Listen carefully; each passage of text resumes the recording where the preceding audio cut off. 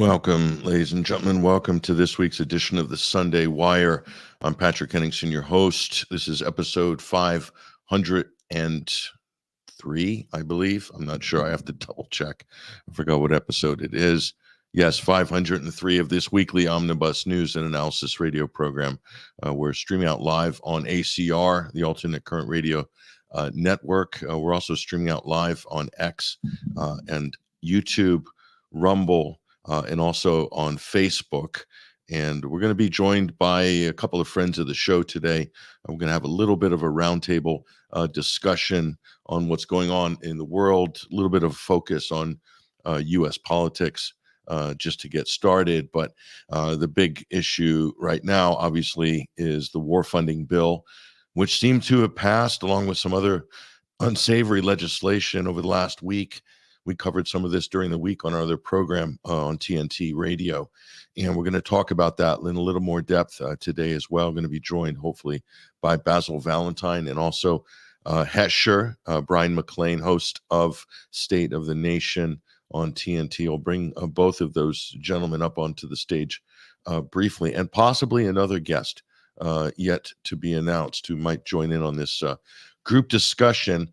It's very interesting how things have unfolded in considering what's going on in the world and looking at the political trajectory of how unpopular this conflict in Ukraine had become, so much so that it became a bone of contention and pushed out the former Speaker of the House, Kevin McCarthy, really over this very issue of this blank check funding for Ukraine.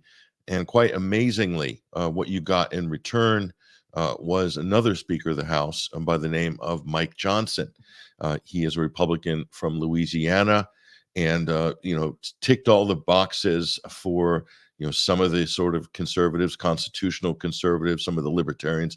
Everybody seemed very positive about this Speaker of the House, and consider the fact that he came in on the ouster of McCarthy over the very issue of funding the forever wars, especially the one in Ukraine, which, let's face it, ladies and gentlemen, for anybody who's intellectually honest, paying attention to the issue closely, understanding what's actually happening on the ground there, it's a losing war. There is no victory. There is no military victory to be had in Ukraine. What you have is a lot of fanaticism. Right now, it's descended into sort of fanatical rhetoric in the White House right now, as well as in Congress and Senate.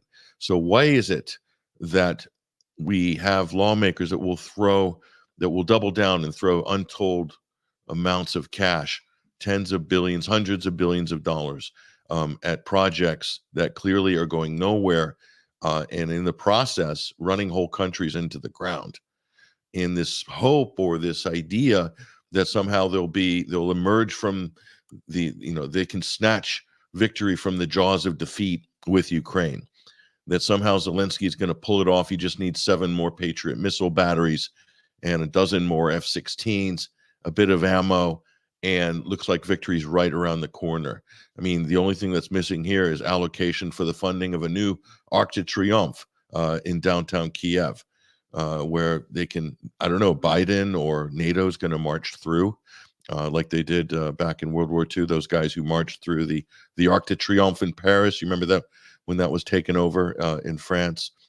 So is this where we're going to end up? Is this some kind of a symbolic sacrifice, if you will, Ukraine? And looking at some of the issues right now regarding that, there is a strong belief by some people in Washington, which is quite frankly bizarre, that somehow if we don't throw an endless amount of resources after this effort, that somehow Vladimir Putin's going to march all the way to the English Channel. And there is really no evidence of this, not historically, not presently. If there's anything that Russia doesn't need, it's Lebensraum, okay? They got plenty of land stretching all the way to the Pacific. So I don't know where they're coming from. In their minds, perhaps this is a compelling narrative. Perhaps. Here's one such U.S. lawmaker. I mean, this has to take the biscuit. We have a couple of clips we're going to share with you. I mean, this has to take the biscuit of all biscuits here And let's watch this, and we'll get your reactions in the chat bar at 21st Century Wire. Hello to everybody in the chat room, by the way. This is Mr. McCall. Pretty unbelievable stuff. Let's have a listen. I recall when Mr. Meeks and I were on the border between Poland and Ukraine, watching thousands of mothers and their children fleeing in fear, fleeing their own country after the invasion. And the Poles told us this is just like 1939 when Hitler invaded Poland. Today, we are at a similar inflection point in history. These dictators, including North Korea, are all tied together. They are all tied together. We cannot separate them. We don't pick and choose our enemies. They choose us. I often think about the blood and treasure that could have been saved from my father's generation had we simply stopped Hitler earlier. And now we are faced with a similar opportunity. As Reagan told us, quote, "We know only too well the conflict comes not when the forces of freedom are strong, but when they are weak." He was right. Our adversaries are working together to undermine our Western values and demean our democracy. We cannot be afraid at this moment in time. We cannot be afraid of our shadows. We must be strong. We have to do what's right. Evil is on the march. History is calling, and now is the time to act. Is it me, or did you get the feeling that he's talking to an empty room there? I didn't hear the round of applause or anything like that. Totally performative.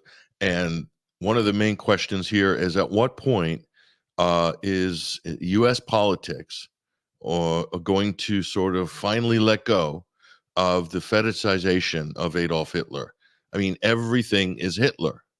If Trump's not Hitler, now it's Putin or any other sort of populist leader or any other country or whatever, any axis of evil. So he's Michael McCall there has reconstituted the axis of evil now. You see he's got the graphics up. I mean, this is kind of ridiculous on a certain level. And then the kind of rewriting and reimagining of history. And again, this is fetishization. If we had only stopped Hitler earlier. So this is exactly like 1939. The polls told us it was exactly like 1939. No, it's not exactly like 1939. And just a little history lesson for Michael McCall. The United States did not deliver the death blow to the Third Reich. It was the Red Army. It was Russia. Russia inflicted 70% of the casualties of the German military during World War II. And in terms of the sacrifice that the Russians and the Soviets made to defeat fascism in Europe, yes, they have to be given the credit, not least of all because they lost 25 million plus people in the process, which is by orders of magnitude way more than the Americans, the British, or even the French lost in fighting the Germans during World War II. But just put that aside for the moment. This idea that Putin is the next Hitler, etc. So just imagine how that sounds from an optics point of view from the Russian side after the sacrifice they made during World War II to defeat the Nazis, to be called Nazis. Okay, if Russia wanted to march past where they currently are in eastern Ukraine, I'm sure they could absolutely do it, but that's clearly not their intention. Okay, and what are they going to do? Occupy Poland, occupy Switzerland, Hungary, occupy the Balkans, plus occupy the whole of France, Germany, the Netherlands, Denmark, Luxembourg. Who knows? You have a crack at Spain. Maybe they can scare up a few more million troops and occupy the whole of Europe. So they're trying to reproject a fantasy based on World War II of Germany occupying all these different places. Germany occupied Russia and lots of parts of Russia for years, okay, before they're eventually defeated. So, do these people have any credibility? Why are they doing this? They're desperate. They're desperate because there's a big gap that has formed between where the public are on this issue and where Washington is on this issue. It's a huge gap. Most people in America are not interested in propping up a failed sitcom actor to be the king in Kiev. They're just not interested in, getting behind Zelensky with another 100 billion and so forth. Not least of all because it's an immoral war at this point. Extended another 6 months. What do you get? Another 100,000 dead Ukrainians. Ukraine's territory shrinks.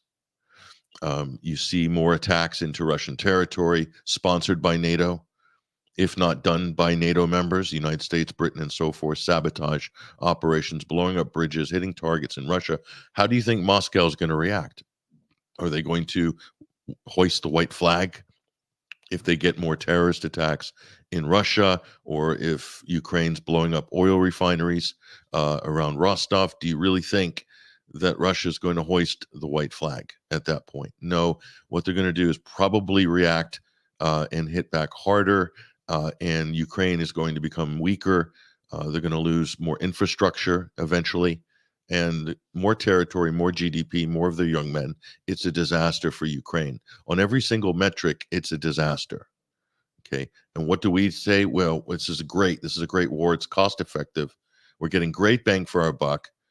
According to one U.S. lawmaker, I can't remember which one, said that we had eliminated half of Russia's military. I don't know where he got that figure or that idea. And we didn't have to sacrifice one U.S. soldier. And somehow that makes it for a winning equation in this case. Kind of crazy, but that's not the end of the craziness. The Speaker of the House, Mike Johnson, who pushed forward this kind of crazy 3-part omnibus effort to fund a 3-front war around the world: Ukraine, Israel, and Taiwan. Okay, another 100 billion. And this is what he has to say. And I want to comment on this. Then we'll break after that and introduce our guests onto the line. But here is the Speaker of the House in the United States of America, Mike Johnson. And this is what he had to say in defense of this fire hose of U.S. cash going to these different war zones right now. Let's listen. Israel is a critical ally of ours, and I think most people understand the necessity of this funding. They're fighting for their very existence. They're the only stable democracy in the Middle East. I mean, of course, for those of us who are believers, it's a biblical admonition to stand with Israel. We will, and they will prevail as long as they're with them. And this is an important, very important symbolic gesture and a very important replenishment of their stockpiles, for example, of the Iron Dome. The reason they shot down all those drones and missiles in the last attack by Iran is because we assisted with that. I think the American people understand the importance of that. So right straight away, he should resign, because you heard it right there. So he's invoking some Christian Zionist end times eschatological belief that somehow he, as a believer, he said it right there, we believers. So he's including himself. So you have a religious extremism or fanaticism. In this case, it's the evangelical Christian Zionist variety of this, used to justify taking massive amounts of U.S. money, public money, and dumping it into the coffers of Tel Aviv. So he's talking about the biblical symbology of this, the biblical symbolism. Okay.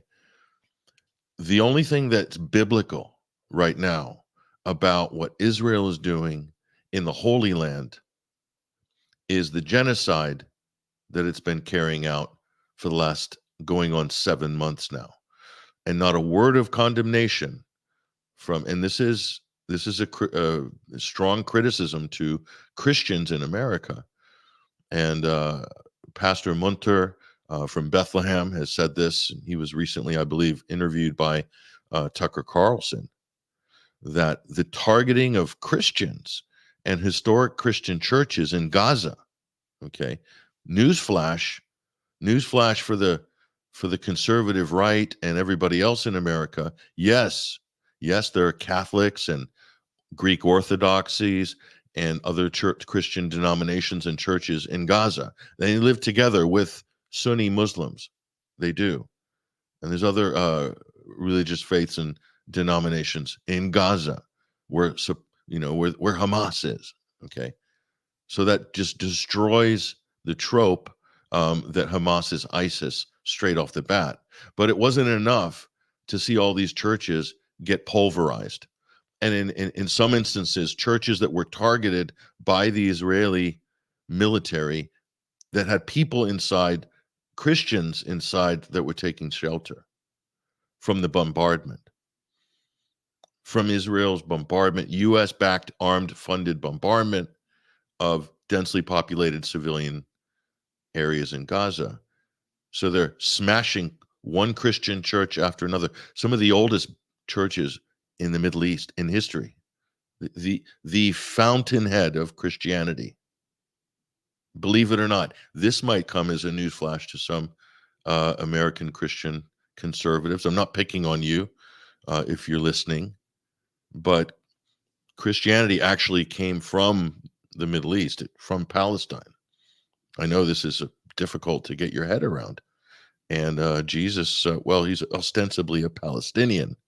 You can argue about, what Jesus is and was, but that's where Christianity comes from. And you're okay with seeing churches get leveled by Israel, and you're so okay with that, you want to give Israel another 30 or 40 billion dollars. I don't know what they've got in the last 6 months, but it is the equivalent of at least 10 years of military funding to Israel just in the last 6 months.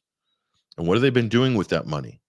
They have been carpet bombing civilian neighborhoods, and they have killed easily over 40,000 Palestinians, many of them, most of them, women and children and young men and old women, innocent civilians. That's what the U.S. cash has been going to. Has Israel defeated Hamas with all of this death and destruction? No, they haven't. The mighty IDF can't even take northern Gaza. They can't even take a postage stamp on a map with all of that money, all of that power. So the only thing that we can see or anyone else can see in the trophy case of Israel are women and children. That's what they've got in their trophy case after all this. This is their big military achievement. They've killed a lot of children and a lot of women. Bravo. It's fantastic. I guess, is this, maybe there's some medals of honor to be distributed amongst the IDF for all this great killing. Okay. So rather than hit the brakes on it, rather than bring it to a screeching halt, which is what the civilized world would normally do in the past in a situation like this, they've just added more fuel to the fire and said, yeah, keep going. You've got basically a green light, a massive endorsement from Congress. I don't think Americans are interested in this. I don't think they want to see more killing of civilians. I think most Americans probably want to see a ceasefire, and I believe the polling shows that. So where's this gap between Washington and the public on this? And how about Ukraine? Same thing. Most Americans probably want to see a negotiated settlement, probably want to see some kind of a peace agreement, probably want to see an end to the fighting. Now, I could go into a long diatribe of how the conflict in Ukraine kicked off in February of 2022 and give you a very detailed timeline of everything that led up to that. I'll go back to maybe 2004 and work our way forward. Likewise, we can give you a very detailed timeline of everything that led up to October 7th of 2023. A lot of people have already done this. That these things didn't just manifest out of thin air. There's a whole series of cause and events and things that happened that cascaded to bring us to that moment, that phase, because there were phases before that of conflict, of violence, of war, etc.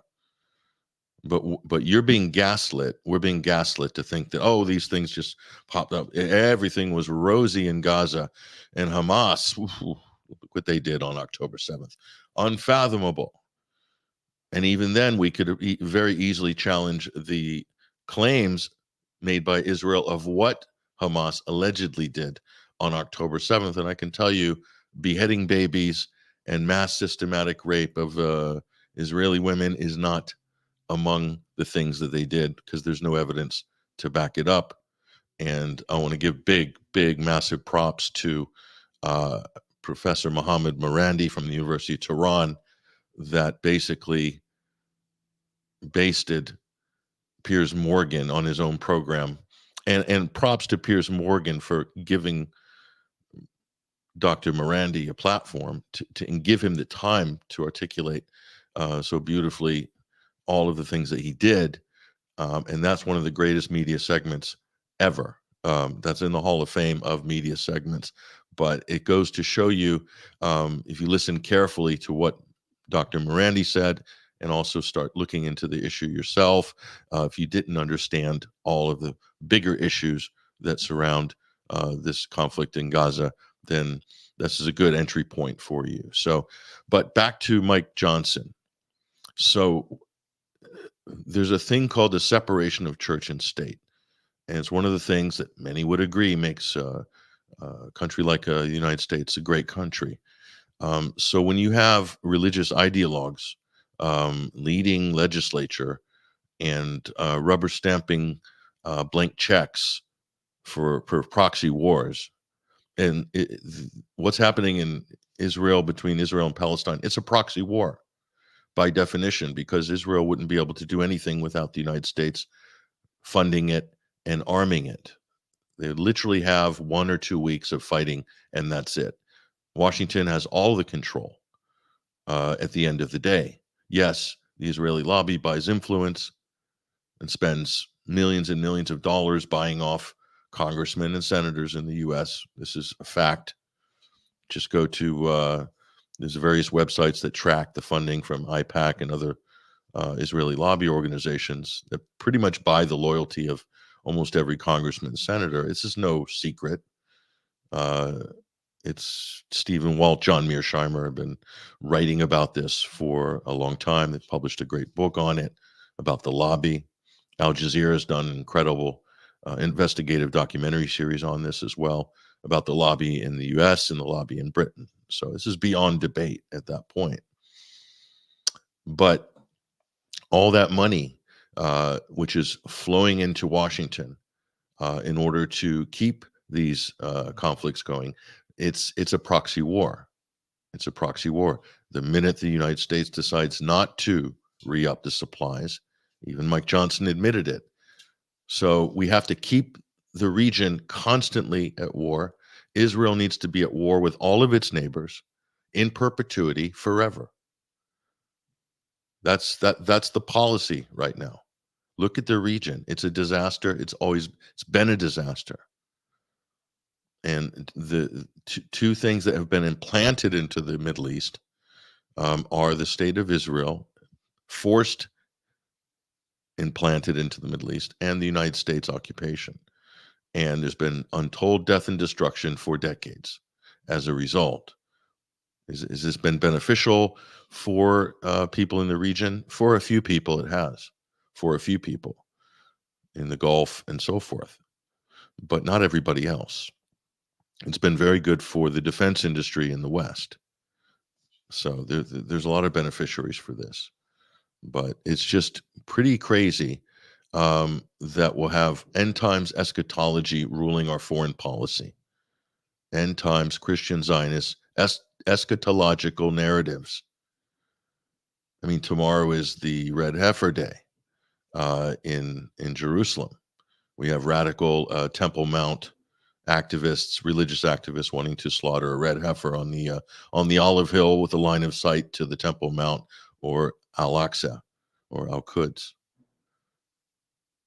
And then what? You know, they want to build the third temple.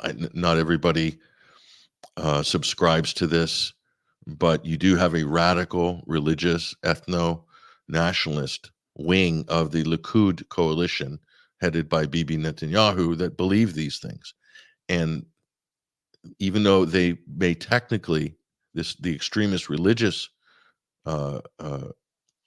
cleavage in Israeli society, it might be a minority even in Israel. But even that minority in Israel is outnumbered by the number of Christian Zionists in America that believe the same thing, that want to accelerate the end times. We had a great discussion about this with Jay Dyer, author of Esoteric Hollywood. I encourage people to follow Jay on these types of topics. He's brilliant in terms of religion and philosophy. We discussed this on our show on TNT just this past week, I believe last Monday, and we talked about this. So there's a whole backstory to this. How this has merged into U.S. politics is the big thing. That's the big question, and it's really the big problem. And to say that this is driving U.S. foreign policy, at least in this case, is pretty frightening, actually. It shouldn't, but it looks like it is. And unless the Speaker of the House is going to retract what he said, maybe clarify it a little bit, he's just directly invoking evangelical end times eschatology, end times narratives directly into the policy of military funding with Israel. That people should take pause. This is the Sunday Wire, not the Sunday sermon. I'm not preaching here. I'm just reporting. What we're going to do now is probably take a brief break. I want to connect and see if we can bring our friends onto the program. Basil Valentine, hopefully we'll grab him for a bit, and also Hesher, Bryan McClain, host of State of the Nation. I'm Patrick Henningsen. We will be back in just a few moments.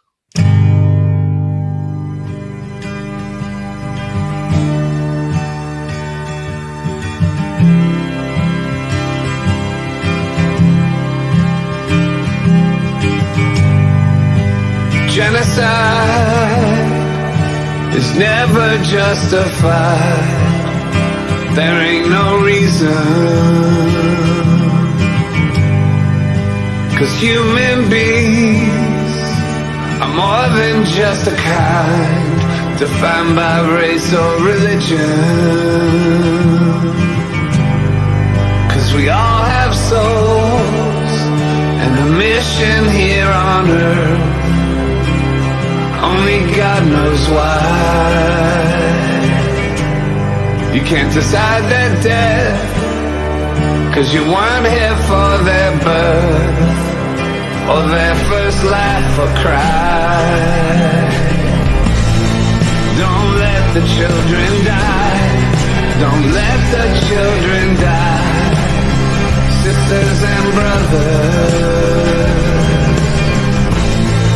we know it's wrong when we see their fathers cry with their mothers. Genocide is never justified. There ain't no reason. 'Cause human beings are more than just a kind, defined by race or religion. 'Cause we all have souls and a mission here on earth. Only God knows why. You can't decide their death, 'cause you weren't here for their birth, or their first laugh or cry. Don't let the children die. Don't let the children die. Sisters and brothers, we know it's wrong when we see their fathers cry with their mothers.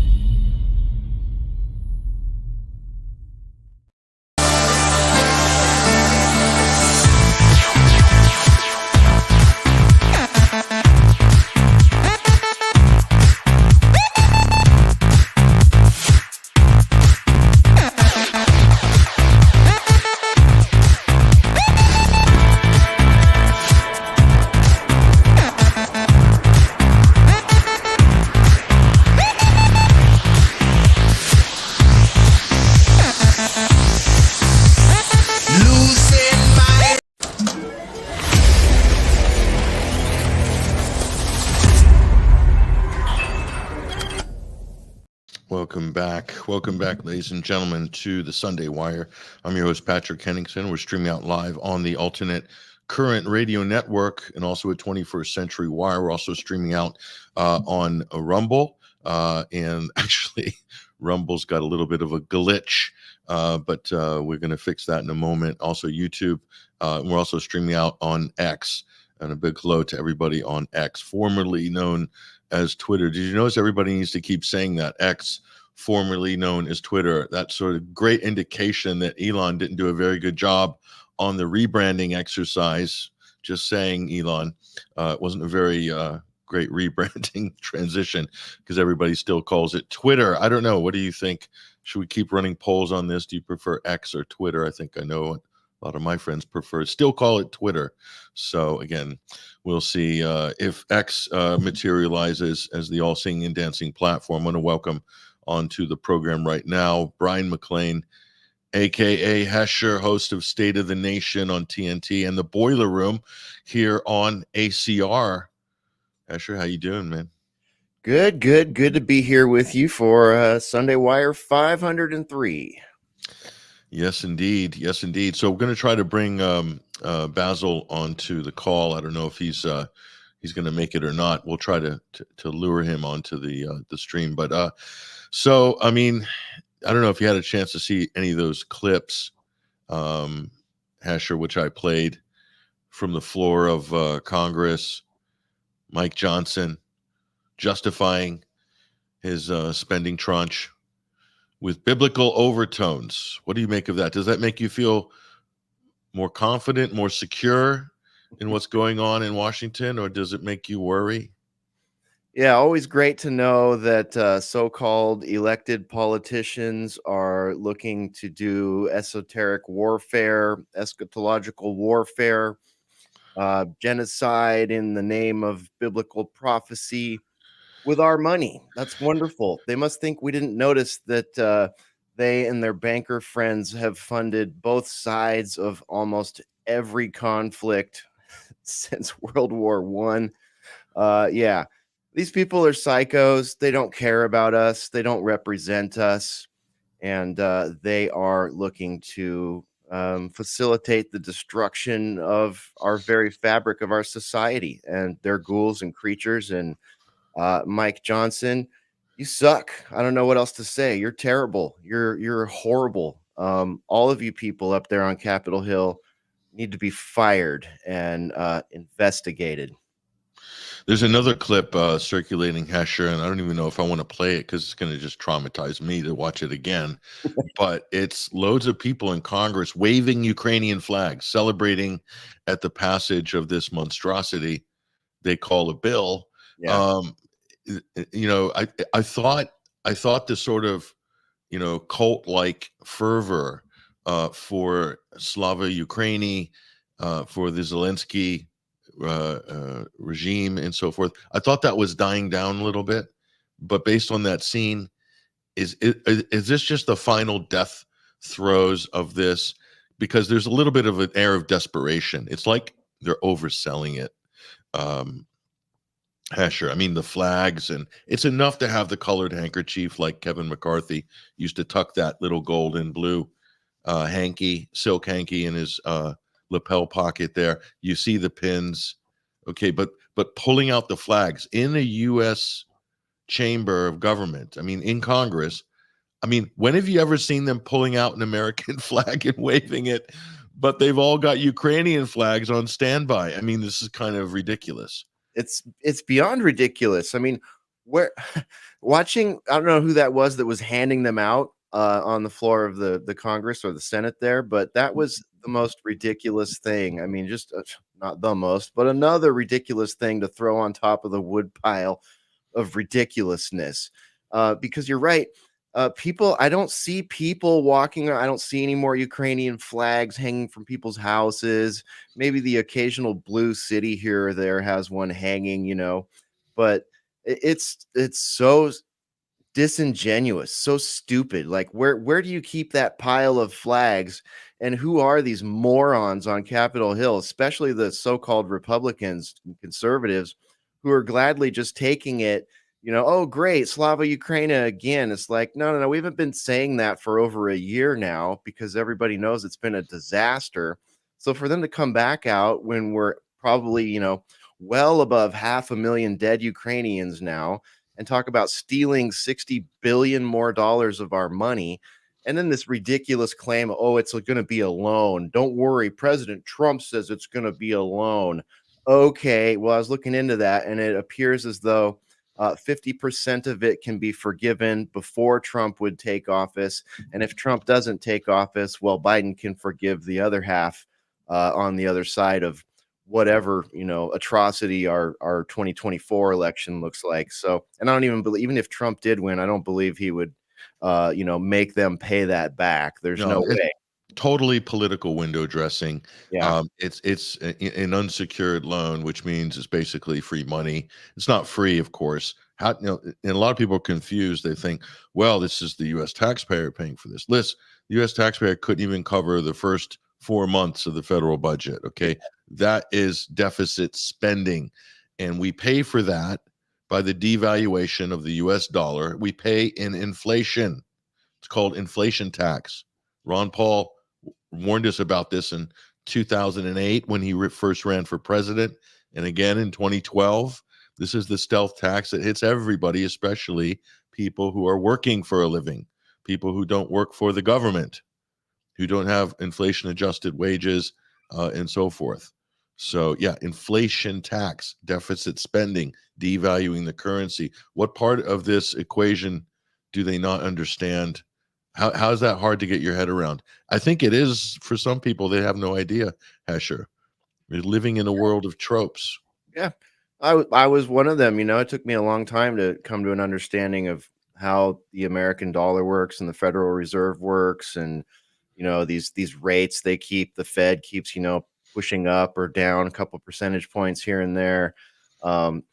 But it's not that hard. I mean, I think most people start with the creature from Jekyll Island and kind of go from there into sort of the Ron Paul philosophy, and then there's so many financial experts that you can talk to. We've talked to a number of them on State of the Nation, and they all have, a very clear understanding of what this all means, where this all heads, and solutions for it, sensible solutions, which would include not cutting giant checks like this and not shutting the nation down for fake diseases and not sending every American citizen $1,200 and opening up, hundreds of billions of dollars worth of Ponzi loans that are never going to get paid back and abused. It's just what we're seeing is just like we've been saying since 2020 here.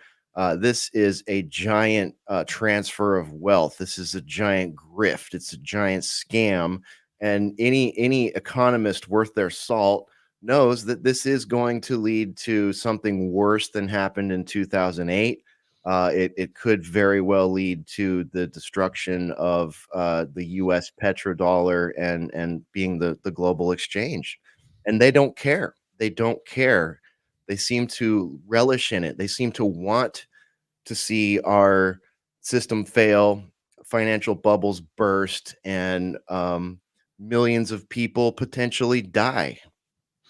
And so I don't have to go into your professional background, but let's just say you have a good working knowledge of how costs get inflated once they enter the supply chain of the military industrial complex funnel. And you saw the recent somebody talking about a pack of Bush, whatever they're called, at $90,000 for a pack of bushels. I forgot. Yeah, see that? metal washers, basically. Mm-hmm. So that's a real thing, isn't it? Yeah, the $5,000 wrench.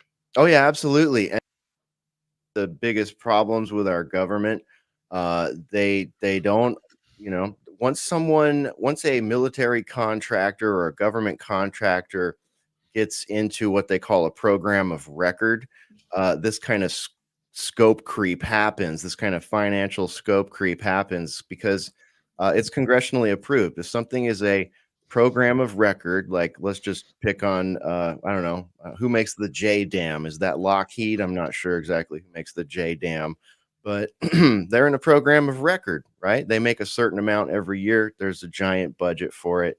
And when wartime ticks up, well, who's going to notice when you change the price of a bushing to one of their subcontractors to $90,000? And you show that to a guy that works in a guy or a girl who works in a fabricating shop, a metal shop, or something like that. They'd be like, that's 10 minutes of work that would have cost me 50 cents in source material. Yet when the government or a government contractor puts that out to a subcontractor, it goes all the way back to years ago when they were seeing like $900 toilet lids or whatever. This is just going on at a much larger scale now. Yeah, screws, hammers, things like that. So kind of ridiculous, but this is so there's a term called, which a lot of Americans, not unsurprisingly, are unfamiliar with, relative purchasing power. Okay, that index matters. That means that the dollar you spend in America, what do you get for it? What does the military get for it? And that dollar spent in Russia, what do they get for a dollar in Russia? And there's a huge difference in relative purchasing power. The parity is incredible. So Russia gets a lot more bang for the buck. So when you look at the Russian annual defense budget, it's probably hovering around $100 billion US. So how are they able to have what they have and defend the Eurasian landmass on $100 billion a year? And $100 billion a year would basically cover the canteens and the catering for the U.S. military branches. So that's relative purchasing power, and we have a bad ratio in America for relative purchasing power for the very reason you just described, Hesher. Yeah, and when you let that become systemic and you let that become a decades-long thing, you see exactly what we're seeing right now, where over the past 30 years or whatever since the fall of the Soviet Union, it took them a while to catch back up, to get into a role with industry and their military industry, but they came at it in a way where they were forced to be effective about it. They were forced to price things the right way, because they're not going to price themselves out. They're trying to recover from the fall of the Soviet Union and rebuild Russia. So of course, they're not going to sit there and go, yeah, let's charge $90,000 for that bag of washers. They don't need to do that. And the fact that we are doing that probably says a lot about why their missile systems are better than ours now, why their air platforms are better than ours now. Because here in America, it's been a system of grift. And I got to see that from the inside, where a lot of independent assessors sort of became unnecessary, and they started allowing military contractors to do their own assessments on the efficacy of some of the things that they were doing and their budgetary lines too. So very little oversight. That changed big time during the Obama presidency. That was when I started to notice, hey, we don't seem to care about efficiency anymore. Okay, yeah. So it seems the problem seems to have gotten worse than better. So I thought they had fixed it, so they had ameliorated that somehow. But anyway, we're going to bring an old friend here, trusted voice of reason, Mr. Basil Valentine, coming on to the program. Basil, welcome to the Sunday Wire this week. Good evening, Patrick and Hesher. Great to be with you. And StreamYard doesn't think that's a well-lit green screen for some reason. Okay. No, that's okay. We can deal with that later. So what do you think about what's going on in the world right now? U.S. Congress, what did you think? Terribly depressed. It's very difficult not to be terribly depressed, really. You have to keep, geeing yourself up every day. I've just described it as, putting on your shoes to find there are sharp stones in them. And you've got to walk around in them all day, because there's this backbeat of horror constantly. And it only seems to be getting worse. That display in Congress, waving the Ukrainian flags, absolutely disgraceful. And people have been juxtaposing it with scenes of the fentanyl zombies on the streets of Philadelphia and elsewhere. United States that's crumbling, that's very different from the United States of the 1950s, 60s, 70s, and even 80s. Um, it's now a sort of, well, it more resembles a third world country with a thin crust of super rich on top of thousands of desperately poor and an extremely squeezed middle class. Well, Go look, on. it's maybe it's not quite there yet. Quite that bad, yeah.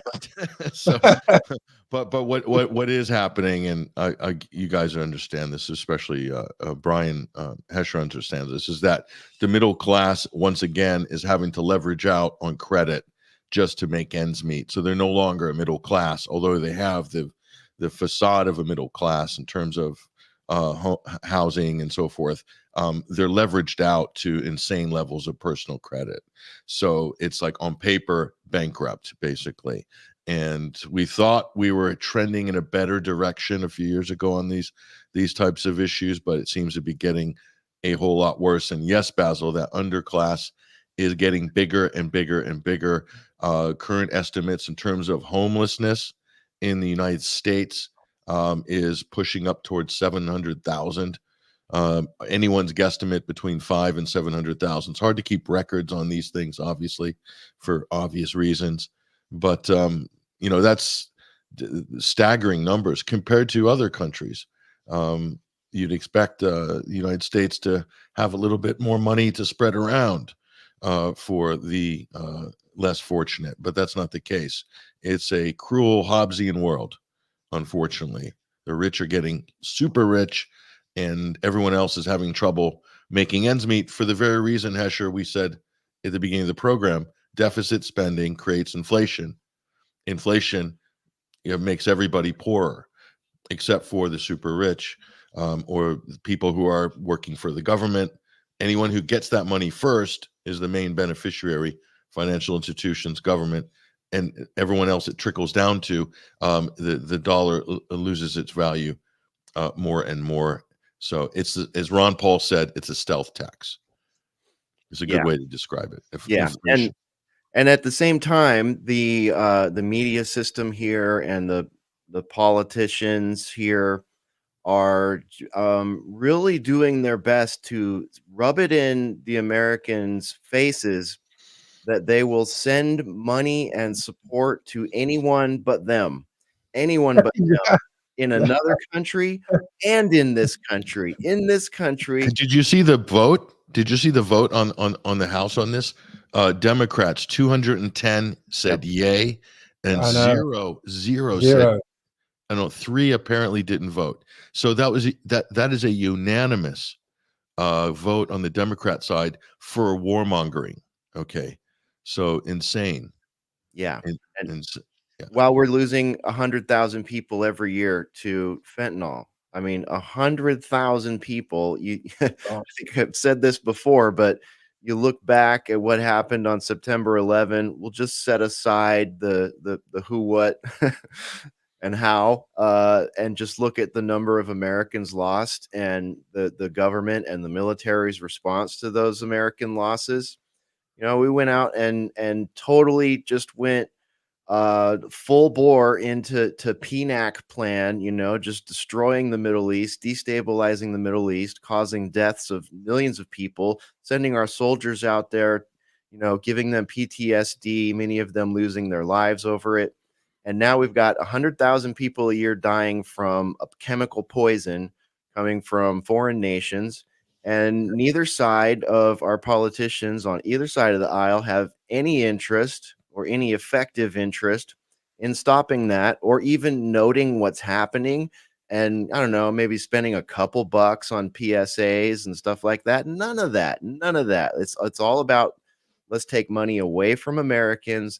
We'll shut down social programs in every city and reroute that money or print new money to go to illegal aliens in this country. And we'll just ignore the fentanyl deaths, and we'll just, sit here and watch Mike Johnson and these other creatures up there, these religious extremists, spend, more hundreds of billions on other nations where wars are going terribly.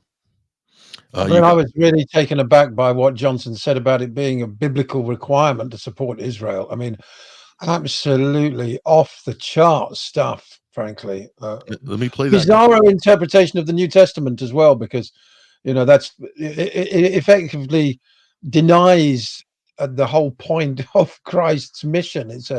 It's an Old Testament interpretation. He should really convert not just to Judaism, but literally to a Zionist Judaist sect, because that isn't Christianity at all. It's perverse. Do you remember in the 90s those bracelets? What would Jesus do? I think is it Yeah. WWJD. WWJD. What would Jesus do? So what would Jesus do right now if he was faced with this omnibus war spending package? I guess carpet bomb the rest of the Holy Land, right? According to Washington's version, new Christianity.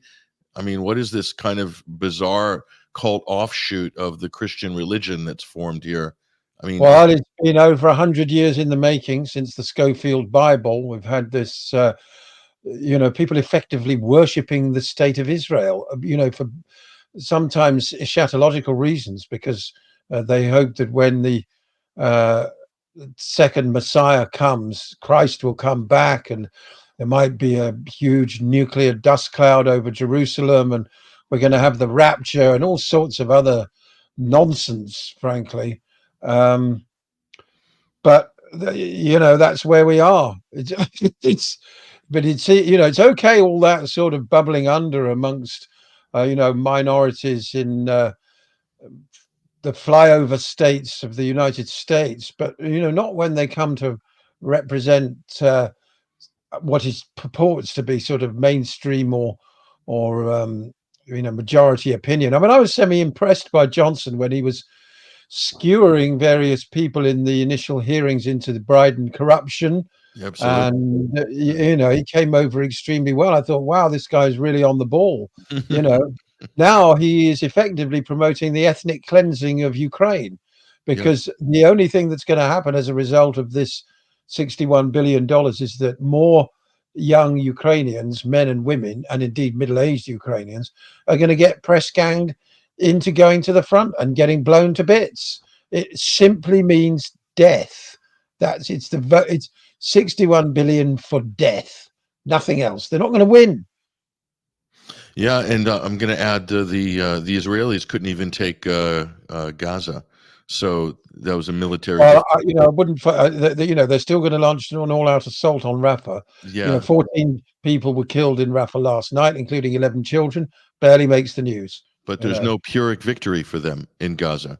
There's no military victory for Israel in Gaza. So it's not over yet. I mean, I hope you're right, but it's not over yet. No, there just isn't. There just isn't. And I'll tell you why. Because look at what the Palestinians have taken. They have taken the best hit ever from this fascist, crazy, militarized regime in Tel Aviv. And the losses they've taken, are they cutting and no, they're staying. They're staying to defend their land, their homes, their families. I mean, that level of determination should be a signal that maybe this is the wrong policy. And the penny should at some point drop by the supporters of Israel and the regime in Tel Aviv. These people have been there for thousands of years. European settlers just showed up, relatively speaking. So that's my point. This is just going nowhere, just as the Ukraine war is going nowhere, and it's just wreaking untold destruction in the region. The same here in Gaza. I'm going to play this Mike Johnson clip again, Basil. I want to get your reaction to the biblical invocation here. Israel is a critical ally of ours, and I think most people understand the necessity of this funding. They're fighting for their very existence. They're the only stable democracy in the Middle East. I mean, of course, for those of us who are believers, it's a biblical admonition to stand with Israel. We will, and they will prevail as long as they're with them. And this is an important, very important symbolic gesture, and a very important... A symbolic gesture? Is that what this war is? A symbolic gesture? $28 billion more than, I mean, that's 70% of the 10-year budget.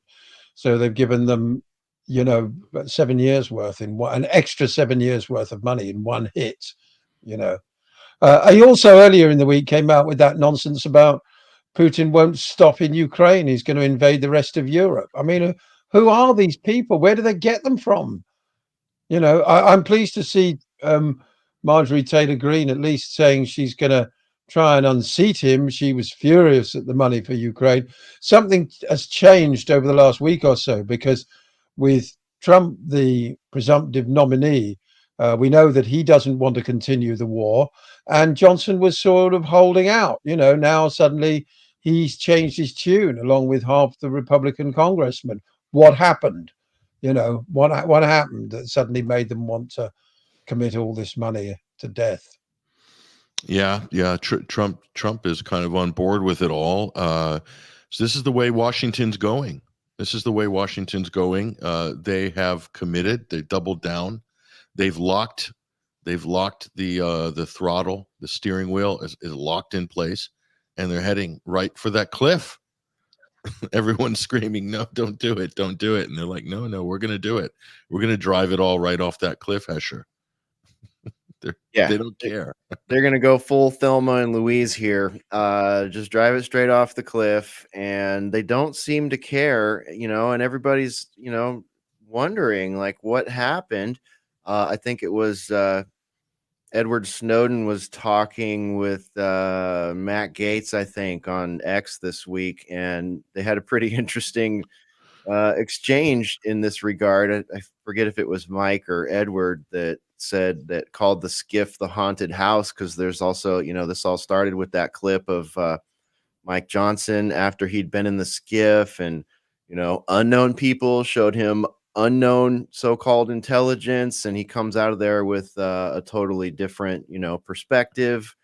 And it's like, what is this? I mean, we keep going back to like comedians who told us this decades ago. Bill Hicks had the famous line about whenever someone's a new president, they bring them in a locked dark room and show them the actual Zapruder footage, the unedited Zapruder footage, and then threaten their lives, So you got to wonder, I mean, does somebody, our friend Beyond the System in the Discord chat says, someone's got the goods on Mike Johnson, I think. And we live in a world of crumbling facades when it comes to blackmail right now. We're seeing the whole P. Diddy thing just turn into Jeffrey Epstein Part 2. That has reinvigorated the Jeffrey Epstein didn't kill himself hashtag over the last couple of weeks. There's a whole new slew of people out there saying, of course, he's not dead. He's, in the Canary Islands, living it up, probably sitting on a beach with David Bowie or some other people we thought were dead. I just threw that one in there out of the hat. I don't know if anyone actually said that, but we're seeing a lot of this kind of stuff now. And it just goes to show the whole facade is falling apart. Anyone who's been paying attention realizes what Epstein's operation was, and that it was probably highly connected to Israeli blackmail and Israeli intelligence, Mossad operations. I'm going to stop you there. Shut this down. Yeah, that's anti-Semitic. I'm sorry, Hesher. We're going to have to cut to commercial right now. No, we're not. Just quickly, what's his name? Tucker Carlson was on Joe Rogan last week saying exactly the same thing. I know. He had a senior member of Congress in his kitchen saying to him, look, why is everybody compromised on Capitol Hill? What's going on? And the very senior member of Congress who he didn't name agreed, said, I know, So yet the facade is crumbling. There's a lot more of it to come down yet. A lot of people have been saying 2024 is the year when it's going to happen. It can't happen too quickly, as far as I'm concerned.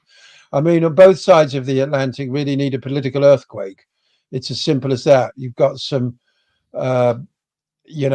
absolutely catastrophic decoupling between the people and the people, in inverted commas, elected to represent them. It's certainly true in Britain, where there's a whole-scale lack of confidence in MPs. We could see a major shake-up in the House of Commons at the next general election. I sincerely hope so. I'd love to see huge gains for both the Workers' Party of Great Britain and, ironically, Reform and anybody else. Green Party, I'll take anybody except Labour and Conservative.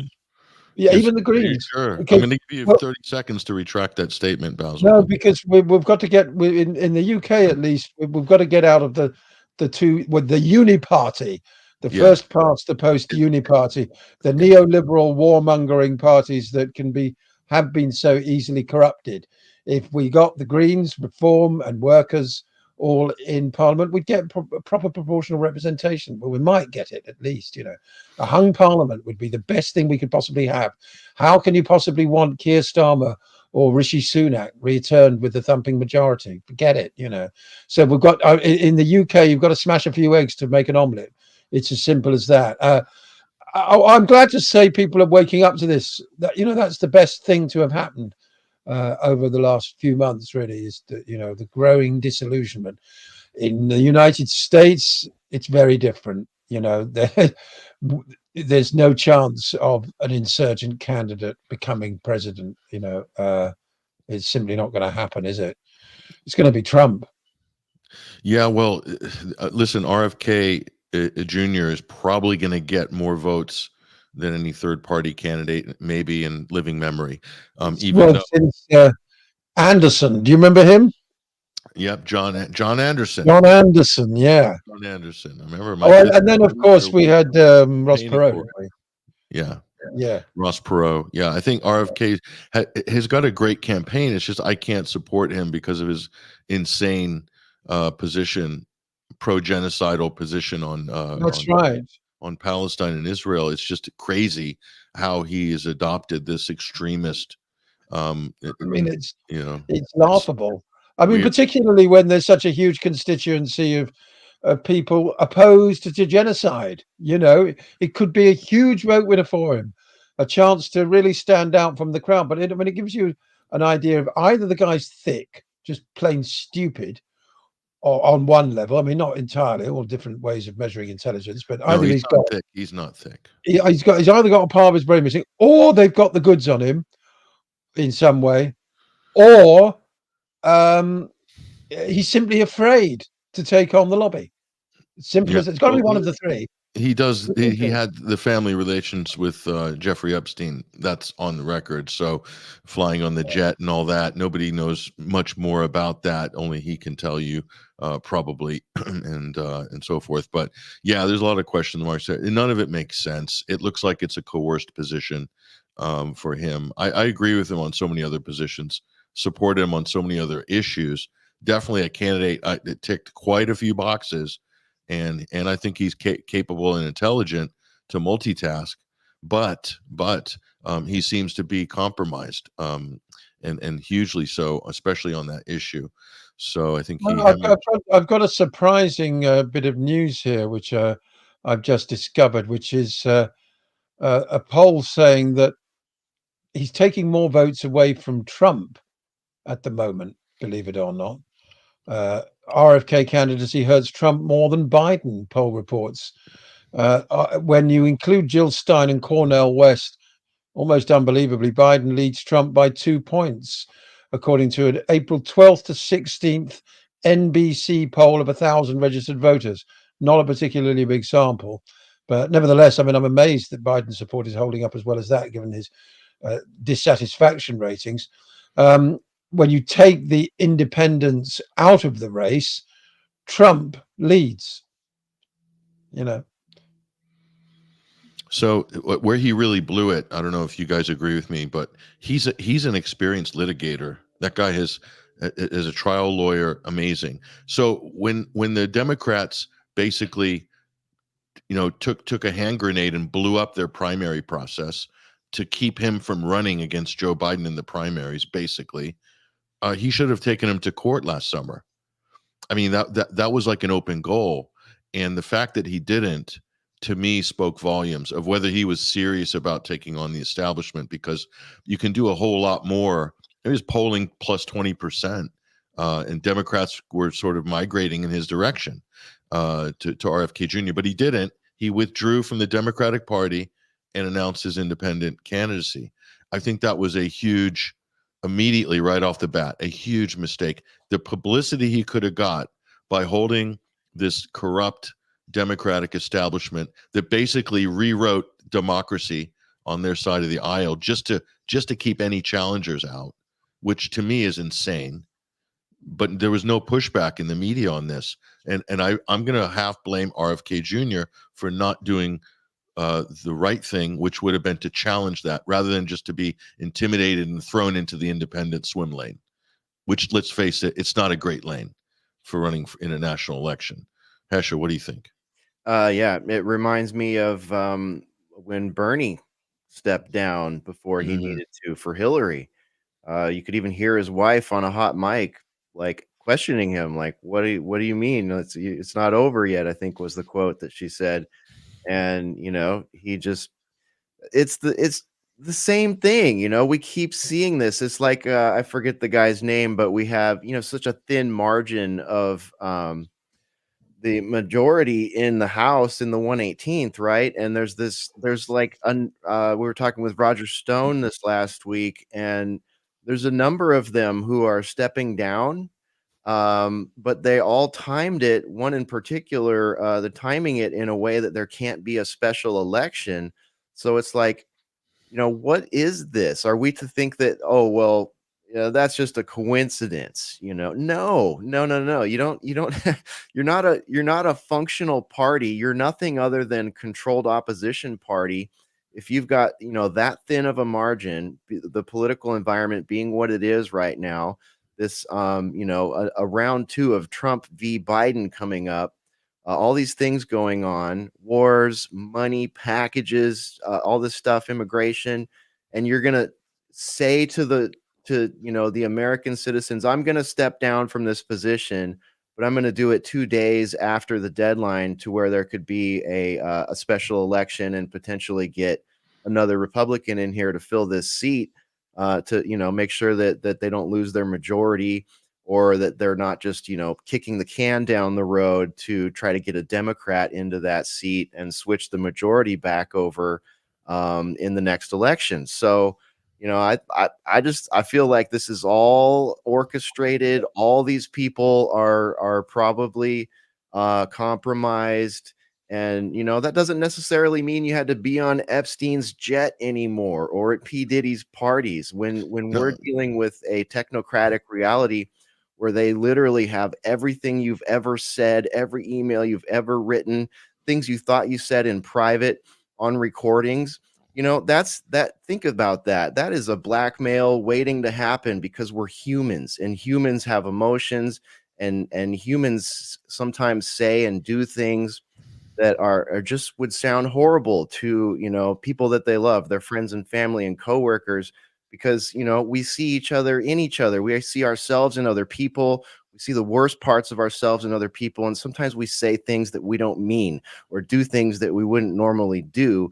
And to think that, you're a human and you can't even like experience those things in private, because some government entities literally siphoning up every single thing you say or do, and now even think, because they have algorithms to do that. They're working on getting in your head. The predictive algorithms they're using really do. So it's like, you could be squeaky clean, yet have said something terrible about your mother, or, your grandma, or your boss in a moment of Or passion. criticize the party leader. Criticize the party the leader, Lord right. Chancellor, whoever's, it might not be a president in the future. It might be a dictator. Some people think it is a dictator. So speaking of controlled opposition, feast your eyes on this. We'll go back to this great, glorious scene. I think this is in U.S. Congress, guys. Let's have a look at this. Just in the last 48 hours.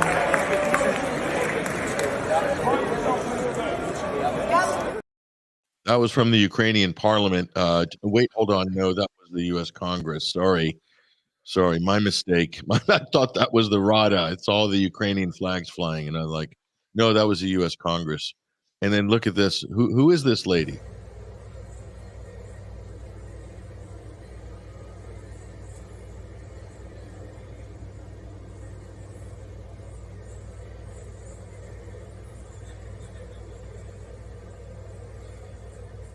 Is that Chrystia Freeland from Canada or something? How did she get into Congress? The Nazi sympathizer in Canada. How did she get in there? I mean, she's passing out. I think they're probably selling Ukrainian flags. There's a donation, little donation. $10,000 a piece. Yeah, just dig deep, dig deep. It's for Ukraine. Give a donation, get a flag, that kind of thing. I mean, this is just insane. It was bad enough to see Zelensky holding court in Congress and everyone standing up, like clapping like seals, Pelosi and Kamala Harris behind him, as they unfurl a Ukrainian flag signed by who knows who. That scene bested only by the midnight Nuremberg rally in Canada at the Canadian Parliament before Christmas, with Justin Trudeau and Zelensky offering their adulation to the Waffen SS. I forgot his name, Yaroslav Yunka or something like this. Yes, SS officer getting a standing ovation in the Canadian Parliament. What has happened with the West?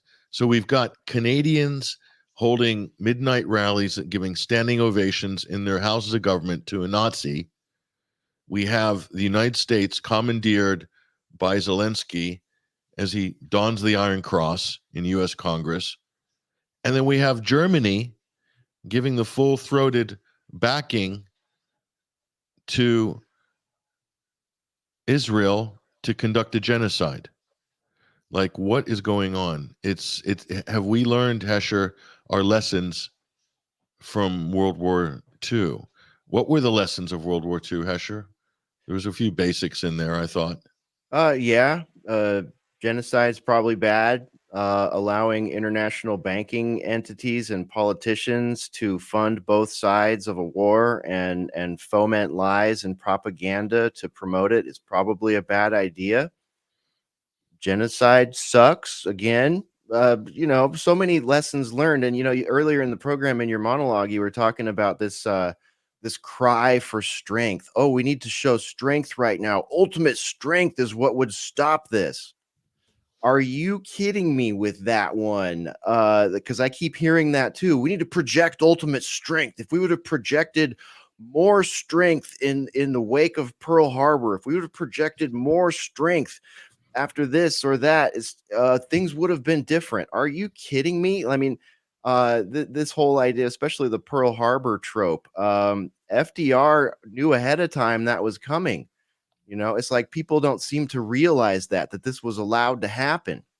Many of you say the same thing about October 7 and so many other things. It's and it's just amazing the way people fall into that false history, or they leave a big fact out of that history and they say, oh, we just need to be stronger. I got news for you. The American military is not strong right now, and just blustering and spending more money and sending more JDAMs out and is not a position of strength. And propping up proxy armies is not a position of strength. These are the things, wasting money on the military industrial complex, like we were talking about earlier, not a strength. These are all things demoralizing the American public, demoralizing our veterans. These are not things that promote strength at all. So for all those things to be going on, never mind the open border and the 12 million people that are here now, and the massive potential for false flags right here in the United States, all these things are not that. So you can't just be a politician and say, oh, well, we're going to support this no matter what. That's not a show of strength. That's a show of stupidity. That's a show of looking to destroy, looking to crap in the punch bowl, looking to destroy the nation, looking to destroy our military and see our citizenry possibly destroyed. Basil, I didn't play you this clip earlier. It was before we brought you on, but I'll just give you a little bite of this. I want to get your reaction, your comment to the fetishization of the tiny mustache man. I recall when Mr. Meeks and I were on the border between Poland and Ukraine, watching thousands of mothers and their children fleeing in fear, fleeing their own country after the invasion. And the Poles told us this is just like 1939 when Hitler invaded Poland. Today, we are at a similar inflection point in history. These dictators including North Korea, are all tied together. They are all tied together. We cannot separate them. We don't pick and choose our enemies. They choose us. There you go, Basil. We don't choose our enemies. They choose us. Hitler is on the march again. What do you think? Well, one of these congressmen idiotically, ignorantly referred to Putin as a Marxist communist dictator, seemingly unaware of the fact that the Russians abandoned communism 30 years ago. I mean, the level of ignorance, I'd be amazed if that guy can even find Poland or Ukraine on a map. You know, I'd like to sit down and quiz him about the names of the capital cities of the countries of Europe. You know, these people are seriously stupid. That's the biggest danger. They see things in very, very simplistic terms. You know, all these dictators, all tied together. What are they, into bondage or something? Absolutely beyond belief how wafer thin their understanding of world events is.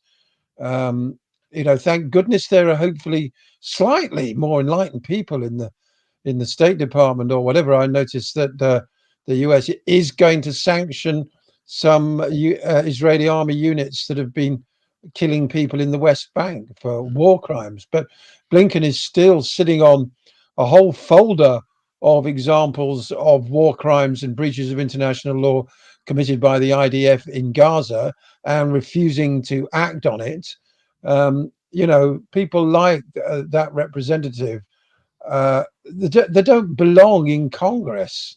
You know, they don't belong as chairman of a foreign affairs committee. You know, what exactly is he proposing with all this bellicose rhetoric? World War III? Is that, you know, is that what you want, pal? Do you know what I mean? We all have a big nuclear exchange and you think you might win it or something.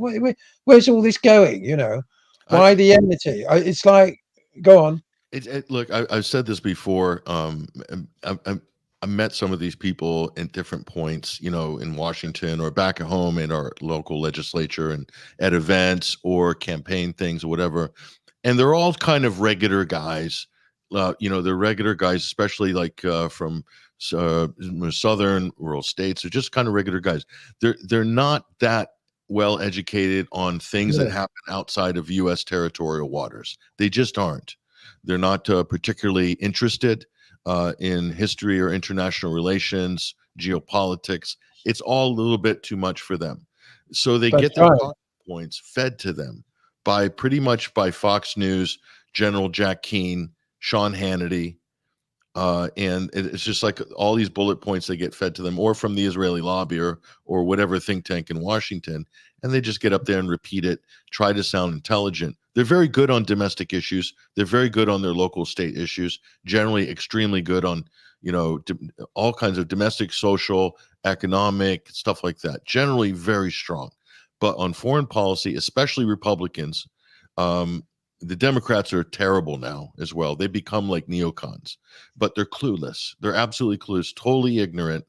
And all they care about now these days, it seems like, guys, is sound bites, social media clips, and like anything that will give them sort of some clout that can be, you know, transformed into some kind of currency for the next election, or I don't know.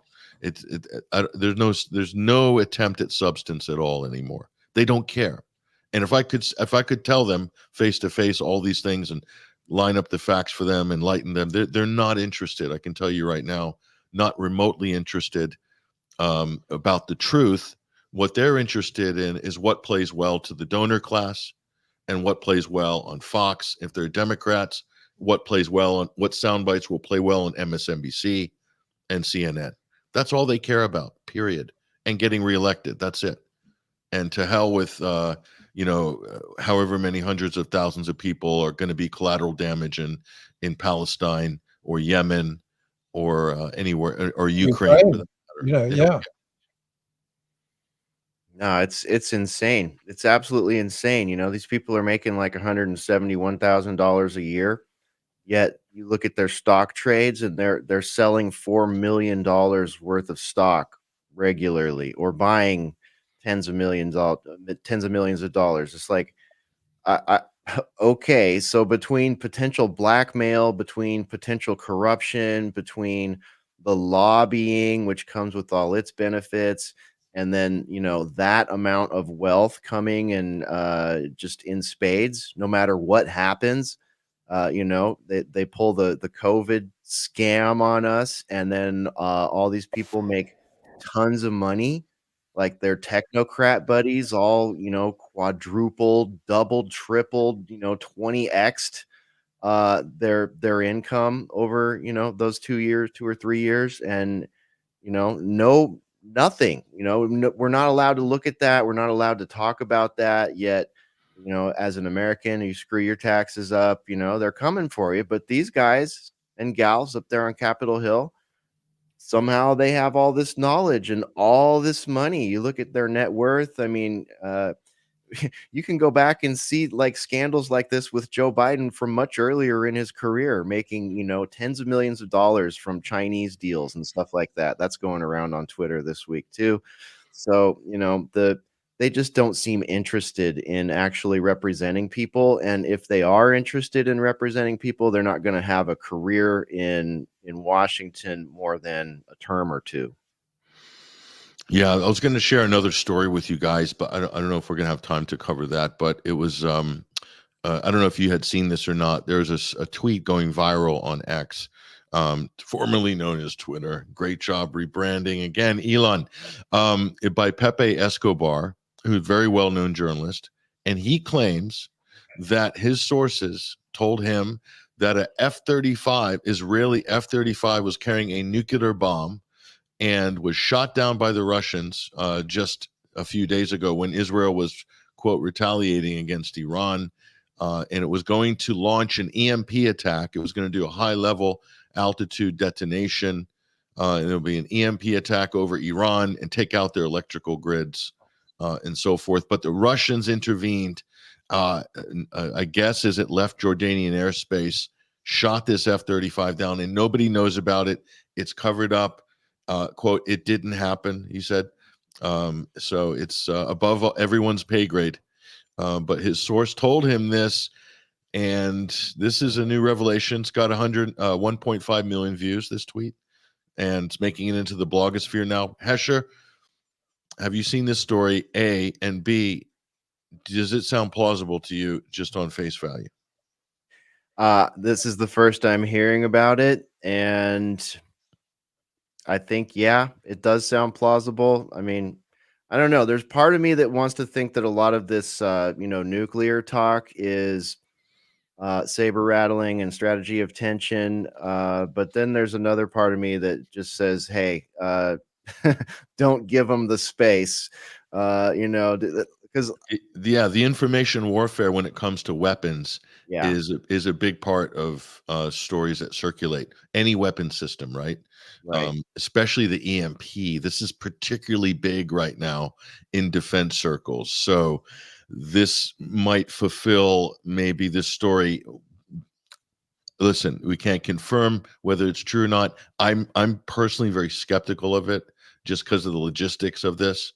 And a lone F-35 carrying a nuclear warhead that needs to be detonated at 50,000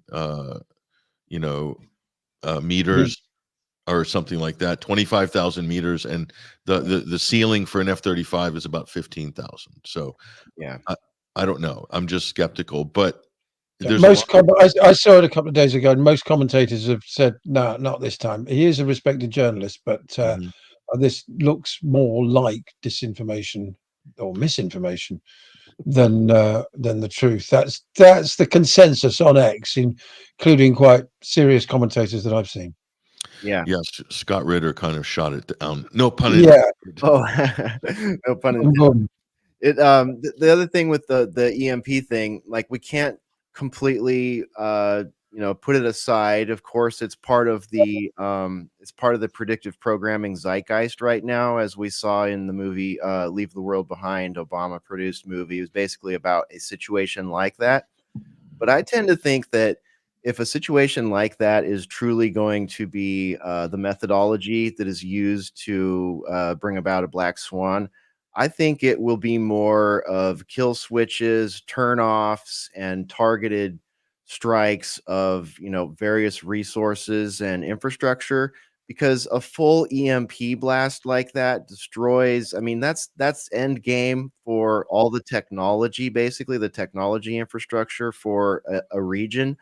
And, that's still on the table, I suppose, depending on, who the golden goose is at this point. And if you really, if you're not the golden goose anymore, then hey, your infrastructure may just go away and you may get bombed back to the Stone Age.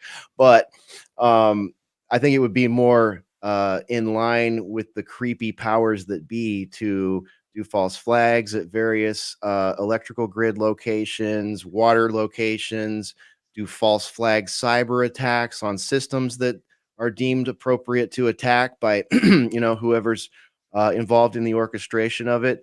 Because then after the, problem reaction solution cycle there, whatever that is, they still have their grid. They can still rebuild a smart city. They can still control people with their little black mirrors and all their feedback loops and their social medias and all that. It's just hard for me to imagine sending all of those means, technological means of control out the window. I mean, that would be unprecedented and really say something about whatever landmass or location that happens on. Move to Siberia. Putin's giving free land out in Siberia, so you'd be pretty good there off grid.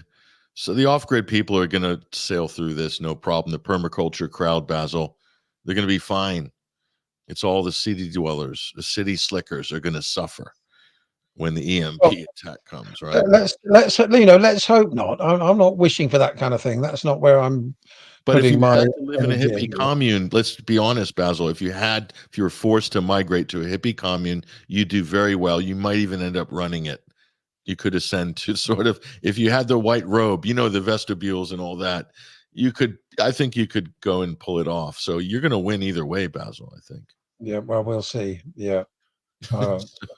Just think of the opportunities here. Look, before we go, I wanted to I dug out a couple of clips from the archive here, or one of them.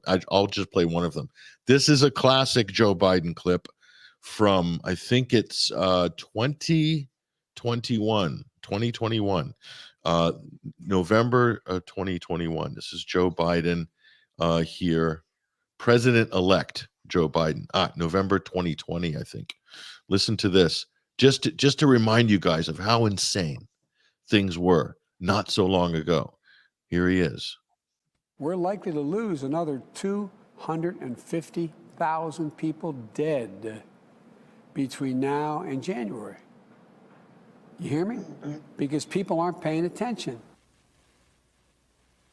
You hear me? 250,000 Americans dead. You hear me?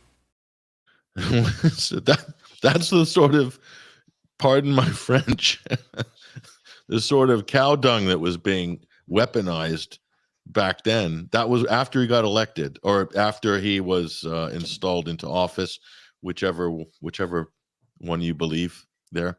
Well, since we haven't had him for a while, let's have a look at the latest odds on the next president of the United States, shall we? Because it looks as if that barely animated cadaver is going to stumble on to the to the election in November. The talk of somebody else being parachuted in at the convention has kind of died away. So therefore, we need to look at who he would have as his number two, because I really can't see him lasting another 5 years from now. So you have to look at a new vice president who then takes the reins midway through the Biden presidency. What do you think, gentlemen? Is that the most likely scenario? If there's going to be a civil war, it'll be President Harris. When there's a President Harris, I mean, the most divisive and not incredibly intelligent person that would have ever done the office. I think if Kamala became president, if something terrible befell old Joe, people would be, even Republicans would be desperate to get Biden back. They'd be reminiscing. I mean, that's essentially, and I'm really not trying to be mean here, but Kamala, that is essentially idiocracy. That's Camacho. That's President Camacho. In drag. Putting Brando on the, yeah, exactly. Camacho and drag, putting Brando in everybody's crops. I mean, I don't know. Let's just make it easy. Let's just make it easy. Bring Terry Crews in. Yeah. Bring Terry Crews in. Just replace Biden with Terry Crews, and just make it easy. Just get right to the point. They did it with Zelensky in Ukraine. They did it. They took the actor and made him president. We could do that with Terry Crews. Mm-hmm. But the bookies don't seem to be offering odds on who Biden's running mate is going to be, working on the assumption it'll be Harris again. But there is an interesting book on Trump's running mates, which has Tim Scott as the 4-1 favorite, with not far behind Tulsi Gabbard 6-1, Kristi Noem 8, Elise Stefanik 12-1, Ben Carson 14, the dreadful Nikki Haley at 16, Vivek Ramaswamy 20-1, and even Mike Pompeo, the odious oaf, 25-1. Bigger prices the rest. Some firms offering Robert Kennedy Jr. as a 33-1 shot, and Tucker 40-1. 40-1. That's worth a tenner right there. I'd say do a spread, a tenner on Tucker, RFK Jr. as long shots. Ben Carson, I'd say those are generous. Some generous payment potential on the Ben Carson spread there, Basil. What do you think? His name's being spoken of in serious circles at the moment. Well, you can get 14-1 with Star Sports and about 16-1 on the exchange if you think Ben Carson will be Trump's running mate. I mean, it would certainly, one of the chief accusations leveled against him on MSNBC on an almost daily basis now, reminiscent of the way Jeremy Corbyn was smeared as an anti-Semite because he didn't defend himself and just flat out deny it. It's that Trump is a racist. He's a racist, period. Trump is a racist. If he has a black running mate, well, then it's much harder to make that stick, because you can accuse Ben of being an Uncle Tom, of being a coconut or whatever, but those are racist slurs in themselves. So I've heard people I've heard Democrats call those names to Ben Carson and others. They're very cruel. In fact, in terms of racial slurs, I have seen the worst racial slurs coming from the mouths in recent years of Democrats, not Republicans. I just want to put that on the record, and I think most people will agree who have been listening. They absolutely hate minorities that break ranks and move to the conservative side. They hate it. This is tantamount to the greatest betrayal possible. If you're moving from the left to the right and you're an ethnic minority, you're an apostate, basically. Right. I think of Larry Elder, who I've spoken with a number of times on TNT, and they called him the black face of white supremacy. Larry Elder. The black face of white supremacy. Brilliant. Candace Owens is called a white supremacist. Yep. Yeah. Well, she is one, isn't she? She's a woman of color, so she ticks 2 boxes. That's not even enough. She's a white supremacist. Of course, RFK has already nominated Nicole Shanahan, and a couple of days later, she chipped in $2 million into his campaign fund. Yeah, tax deductible. What's her call? I like the idea of Tulsi as Trump's running mate. Trump Gabbard on those fly posters and everything, and she is a woman of color. But politically, she's a million miles away from Nikki Haley on everything but the dreaded Israel. But Israel, there we go.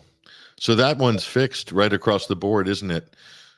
It's yes, that's right. Well, only Cornel West and Jill Stein, they're the only anti-murder candidates. But all the others are in favor of the mass murder of children. In terms of numerically viable, VPs and presidents and whatnot, and Senate. Pretty much, they've covered their bases on that. It's going to be very hard to get anybody to break ranks. Did you see that clip? Before we break, Alexander Ocasio-Cortez was being interviewed at some conference live interview panel thing with Mehdi Hassan, not my favorite person in the world, but we tend to agree on the current Gaza situation. But she was asked point blank about whether she'd support, Joe Biden if he's because of his policy on pro-genocidal policy on Gaza, and she wouldn't answer the question straight. So even she, as a member of the squad, that's the Democratic left progressive vanguard, has been completely muted and bought out, and she's now looking and sounding like Hillary Clinton. She's adopted the Hillary sort of Well, position. she's she's got her eyes on a nice job in an administration or something, or a VP pick, or she wants to come across as harmless as possible. It's only really Rashida Tlaib that's and a small, tiny cohort of people around her, isn't it, that are holding out. But I have been heartened by the demonstrations at Columbia University, and then now at Yale, and at Harvard. Long may they continue. One psychotic Zionist professor at Columbia called for the calling in of the National Guard to disperse the. He wants another Kent State. Unbelievable stuff. These students pay $30,000 a term or something to go to these establishments, and he wants soldiers brought in to break up their anti-death, anti-murder demonstration. I mean, yeah, I have the sneaky suspicion that they're also bringing in agent provocateurs into those, the same type of people we saw in Charlottesville, the same type of people we saw throughout the Trump campaign trail, carrying sticks and tiki torches, and then transferred into Antifa and BLM. I think they've got these people inside a lot of these protests, making them look bad, trying to make them look bad. Always masked, right? Like that. You think because seriously, you think you got some Soros money in your pocket and some Sal Alinsky training, in the back of the bus on the way there, eating your free sandwiches, and you're handed a Palestinian flag the same way these creatures in DC are handed Ukrainian flags. Really? I mean, you're walking around thinking you're wearing a mask, you got the shamal wrapped around your head. Get out of here with that. I'm so sick of the agent provocateurs being placed in every single thing. So it's like, just like decent patriots that went to January 6th and got, sucked into a larger media circus. Same thing happening on college campuses. These people, I believe, that are going around pulling down, aggressively pulling down pictures of missing people from Israel or whatever. I guarantee you they are, most of them, those same cadres of people that are getting off those white buses, handed a shema, handed a black block hood, handed a mask, handed some khaki pants and a MAGA hat. I think these are all the same types of people. And every time we see one of these demonstrations, even on the bridge in San Francisco, I'm not a big supporter of shutting down roadways. People die when that happens sometimes. But it's like, I would not be surprised if you had a mixture of people that honestly are against seeing this genocide, and people that are there to try to make them look bad, or just prop up that whole trope of these are Hamas supporters. All of a sudden, we just have this crazy amount of Hamas supporters in this country, even though most American students never heard of them before October 7. Yeah, it's not even you almost don't need provocateurs in this, because the media has framed it in a certain way, completely dishonestly, that saying these are pro-terrorists, pro-Hamas. I even see some university professors who are Zionists characterizing these things this way on their campuses, on their Twitter posts and things like that. But if you really want to shut it all down, you do what Trudeau did in Canada with the trucker protests. You just send some guy with a balaclava and a Confederate flag. So that's it. Just send the one Confederate flag, and it's over at that point. That's right. Yeah. I've seen posts on X in the last couple of days of one Zionist organization offering to pay people, particularly with a Middle Eastern appearance, willing to wear keffirs, willing to mingle among pro-Palestine demonstrators, masked, willing to listen to what they describe as anti-Semitic chanting around them and all the rest of it. So they're quite brazen about it. I can't remember the name of the organization. It begins with an S, but they, somebody highlighted this and they stuck their hands up and said, "Yep, that's us. That's what we're doing." So Yeah. We had we interviewed Tim Hale on State of the Nation last week on the Thursday show, which would be labeled as the 19th Friday show in the archives because of the time difference between here and Australia. But anyways, Tim Hale was a J6 defendant who's been released, and he was in prison with a whole group of people, or jail with a whole group of people that were, there at J6. And sure enough, he was reporting that it was exactly like that inside the jail. He said, there were guys that were Antifa, there were guys that were, there's like all these different type of people in there that were definitely not what you would think, not a MAGA Republican, not a conservative American patriot. People, it seems very obvious that there's a lot of this kind of shenanigan going around. Well, absolutely. And the corridor that you have to live in as a pro-Palestine anti-genocide campaigner is very narrow. Yeah. There are certain things that you can say and there are certain things that you cannot say. I mean, even obviously from the river to the sea has become controversial in some people's eyes. Anything, straying off this reservation makes it very, very easy for people to accuse you of either supporting genocide, anti-Semitism, or all the other accusations. So it's not easy, Well, the House or Congress or whatever passed a resolution about from the river to the sea, or saying that it's a genocide. I mean, it's ridiculous. It's actually it's in Netanyahu's Likud charter. From the That's river. right. Well, of course, they're allowed to. It's Israelis. They're allowed to. So I have to say goodbye, gentlemen. I'm going to see what's left of Wishbone Ash.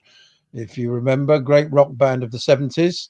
They split up acrimoniously. The bassist, Martin Turner, who wrote a lot of the music from their seminal albums, Argus particularly, has his own band.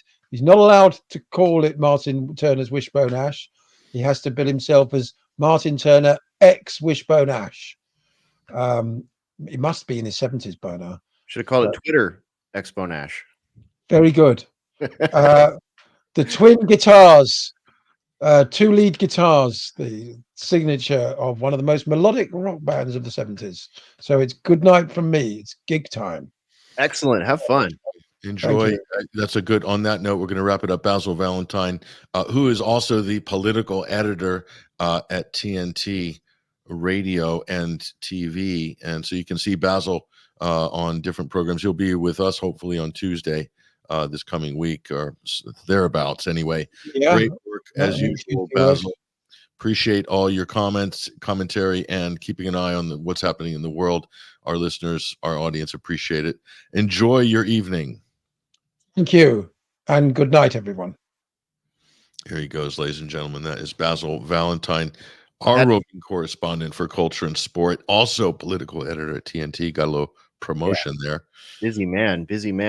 Real quick before we go, I wanted to get your take on the self-immolation guy outside the Trump hearing. A lot of opinions going around about that. What are your thoughts after seeing that weird scene? You know what? To be honest, sad to see anybody set themselves on fire, but he's kind of all over the place. He's a very intense, emotional individual. I'm not going to comment on his mental state, but obviously you got to have you got to be somewhat disheveled or unbalanced to do something like that. Sustain some serious injuries. I'm sort of with him on one hand, but it's almost like a radicalized QAnon rant. A little bit. What do you think? I don't want to sound insensitive because I am sympathetic to this person, deeply sympathetic. Mhm. But what's your view, Hesher? Kind of similar, you know. There's something off about it. I'm not quite sure what it is. I'm noticing a lot of other people on X thinking there's something off about it, to the tune of, you know, people now saying they think it was an op and they don't think the guy was hurt at all, or, you know, we're witnessing some sort of deep fake movie magic stagecraft, something like that. I don't have a strong opinion one way or the other there, because when I see something that horrific, at this point in my career, I'm not sitting there hitting restart, you know, 10 times, trying to analyze it frame by frame, you know, sort of the way we used to in the earlier days of the Daily Shooter program. So for me, it's just like, you know, it's more accrued trauma for the nation, and some really strange, you know, political talking points there. This whole thing with manifestos, just, you know, always a red flag of some sort. It's one of those things that's very difficult to say, you know, oh, there's a hallmark of something sketchy, something maybe stagecrafty. It's very difficult in some of these situations to separate that from actual mental illness, actual extremism. So, yeah, I'm holding a little bit of forbearance on this one, but I did think it was noteworthy and appreciate your opinion on it. Yeah, manifestos, like anything can be a manifesto these days. A post on, Twitter or Truth Social or Gab, or Facebook or whatever. It's like a manifesto. Look, we're calling for this, that thing, believes this, that, and the other. Means nothing to me, quite frankly. I'm not into the manifesto thing. A lot of these manifestos, in my opinion, have been contrived and planted in relation to some of these high profile, very questionable mass shooting events. There's quite a few of them. And by the way, there is a thing called COINTELPRO. It's been going on for decades. Yes, the FBI and other federal agencies are involved in that. Yes, intelligence agencies would be involved in some of these types of high profile events, be they domestic terror attacks, be they mass shootings. This is a provable fact. Okay, it's a provable fact. But the question is, how many of these things could you prove? Is really based on the available evidence. We've proven some of them, which have eventually come to be admitted as contrived, high-profile events, micromanaged by spooks, basically. But whether that's the case in this instance, I can't say. But I'm left underwhelmed by the clarity of the message, and so that's my problem with it. It's just not very. In a way, it seems to have overshadowed or attempted to overshadow the Aaron Bushnell self-immolation, the U.S. airman Mhm. who set himself on fire in front of the Israeli embassy in Washington D.C. Yeah. and died.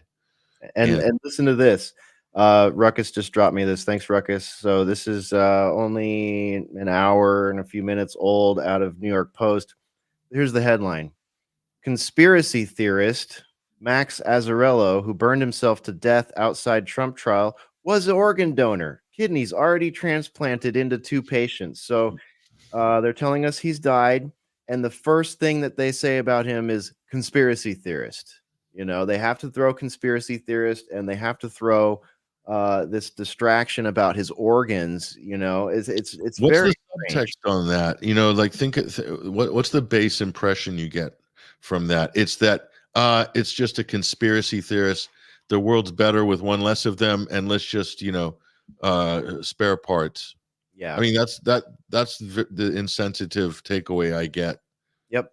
from Yep. how he's been dehumanized, depersoned, and basically good for spare parts. Right. And notice when the Bernie bro shot up the congressional baseball practice, they didn't call him conspiracy theorist, did they? They saved No. that for, it's just all so sad, and you look at that manifesto that they found there. It looked like it was made of construction paper that you would get in, elementary school or something like that. There's just Construction paper. There's a term I haven't heard in a long time. I had to think about that one. I couldn't remember the word for a minute. It's almost like recycled paper, wasn't it? It was like kind of that Yeah. same thing. Pretty and thick and like Graph stock paper, but crappy. Graph paper. Graph Yeah, paper. graph paper, right? Construction paper. Wow. Yeah, that's a blast from the past right there. We digress. We digress. Proudly digress. Indeed. So, yeah, Hesher, I don't know. It's that's a weird one. That really is a weird one. Yeah, it is. I don't know what to say. Yeah. I guess we just have to accept that he's just a conspiracy theorist and we should move along. And it's great that his kidneys went to someone who could use them. And that's another weird thing too. There's maybe I'll put my tinfoil hat on. Maybe that's a little hint right there, because there's a lot of exposés out there about what it actually means to be marked an organ donor and what can happen to you if you're in some sort of accident or injury that you might actually recover from if they didn't want your organs so bad. So there's always that, but I'll just, I'll leave that right here. Exactly. No financial incentive with organ harvesting. This is a really dark topic there. Yeah. But a real thing. It's a real topic. It's a real topic. Sadly. There are very human stories about people who've lost family members. There's some very interesting, if you want to go down a dark rabbit hole, and I don't suggest that because everything we're seeing is a dark rabbit hole. But do you do these rabbit holes during the week on your other show, State of the Nation? It's more of a boiler room topic, isn't it? Like, how dark do you go on State of the Nation? Oh, well, it's on that like very tight clock. So I tend to drop the black pills and take the black pills, sparingly in between. But it definitely happens. It definitely happens. And Quick certainly black pill before the break. Yeah, exactly. Couple. Yeah. But we do it in long form on Boiler Room and, within the format over there on State of the Nation. So definitely join us for State of the Nation. We're live Monday through Friday on Today's News Talk. TNTradio.live is that website, and we're live from 6 to 8 Eastern, Monday through Friday. That's right after me. I'm 4 till 6 Eastern Standard Time. So yeah, you're right after me, back to back. So That's if you want to see me, you want to see Hesher here, back to back, State of the Nation, Patrick Henningsen Show, TNT Today's News Talk. You just follow us on Twitter, X at 21Wire. Hesher Media, I've tagged him as well in this post on X. So be sure to follow Hesher here so you can see his alerts and see what he's posting. He does six live shows a week. Is that right? At least. So yeah, Boiler Room. So 5 State of the Nations, 1 Boiler Room, and either sitting here behind the board or behind the board and in front of the camera on Sunday Wire. So 6, sometimes 7. And then we do music on Saturdays just to kind of, have a moment, take a breather. So it's actually 7 days a week, but that Saturday is easy peasy, sitting around listening to some music. So join us at alternatecurrentradio.com, TNT radio.live, and Boiler Room, State of the Nation. Thanks for having me on the Patrick Henningsen Show this week, and thanks for joining us on State of the Nation. Those are both in the archives over there at TNT for both Patrick's and mine and Timothy's show over there. Timothy Shea, my co-host over there. Great guy. We have different opinions on some things, and it gets spicy now and again, but we remain colleagues, and I hope that we can all remain colleagues and friends and everything throughout all this. We did our best with that with COVID. We're doing our best with it with this situation too. I like it when co-hosts aren't totally 100% like aligned, because then it's more interesting, the conversations on air. So it's actually good. It's good viewing. Because if we all agreed on everything, it'd be tremendously boring. Not that this show is boring. We happen to agree on quite a few things, but we just sort of tear it open a little more aggressively on this program, maybe because of the long format, like you do with Boiler Room. You've got an hour just to go wild and just go completely insane and deal with, entertain conspiracy theories, as they're called, work through them, chew them up, work with them, see what's real, whatever, and then move on. A little more controversy, occasional profanity, but not much. Yep. You got a swear jar. Keep So it PG-13 because the streaming services keep it rated R and NC-17. So, by keeping Boiler Room somewhat PG-13, we're still way more appropriate than anything your children could watch on streaming services. yeah, Boiler Room is one of the OGs of at this point of internet radio. It really is got OG status. And so ACR, Sunday Wire, Boiler Room, these are two main anchoring programs at the Alternate Current Radio Network, and of course we built up from there since then. But Hesher and his team at Boiler Room, always entertaining, always fun, always interesting, always down to earth and real. That's what the show's all about. And great music at ACR. So that's somebody you guys want to be following and supporting, viewing and watching and so forth on all the different streams, wherever you can find them. But we'll see you hopefully during the week, Hesher. All right. Sounds like a plan. See you there. There he goes, ladies and gentlemen. That is Hesher, Bryan McClain, fantastic host and a great political commentator. And a big thank you to Basil Valentine, our roving correspondent for culture and sport for like 10 years. Basil's been doing this show, great asset to our program. And then now he has expanded his offering a little bit as political editor at TNT Radio. He's a contributor on a number of programs there. His analysis is always spot on, always on point. And we really appreciate the fact that he's able to join us as well today. He's been very busy, so he's joining us on his day off, which is amazing. Basil's a great friend and a great colleague. Now, we're going to let you guys go right now. We're going to wrap up this live stream. I want to say thank you to everybody, especially our listeners, our viewers, everybody in the 21st Century Wire chat room. Really appreciate you guys joining us. Sorry about the late start today. We had some technical difficulties, which sometimes happens. Weird things happen sometimes on the weekends. Anyway, we got up and running at just after 1/4 past the hour, a little bit late. Normally, we're 5 past the hour on the button every Sunday. Next Sunday may be a slightly different program, so keep your eyes on the notifications on that. We'll wait and see how it shapes up, but we'll let you know more information as we get it. Thank you to everybody who has donated and supported our media platform. 21st Century Wire is listener supported. Those people who subscribe to us, they're the ones who make this happen, who make 21stcenturywire.com happen, the Sunday Wire, and all the other content that we have right now pushing out onto Rumble and onto our other platforms, YouTube, and also on X, Facebook, Odyssey, BitChute. We're pushing content out every day, almost every day, to all of these platforms to try to hit the widest possible audience we can. We have some premium content as well we're offering at 21wire.tv.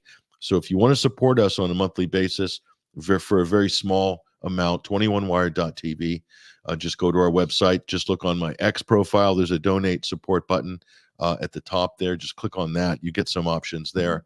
But we really appreciate any support we get. And if you like the content that we're doing, the types of interviews we've been doing week in, week out, it's been fantastic recently, and it's going to get better going forward. Then subscribe and become a member at 21wire.tv. And that's one way you can support us very inexpensively, but it means a lot to us. This is how we're able to keep going and grow and make some of the improvements that we've been able to make. And as you know, we're always going to give you an honest take on what's going on in the world, be it domestically or internationally. Going to give you our honest, unfiltered take, and as unpartisan as possible. It's not totally perfect. Everybody has different ideological and political leanings, so not everybody can be totally objective. I do editorialize a lot on certain issues, especially when there's a tremendous amount of suffering going on, and war, and what we've witnessed in Palestine in the last 6 and 7 months.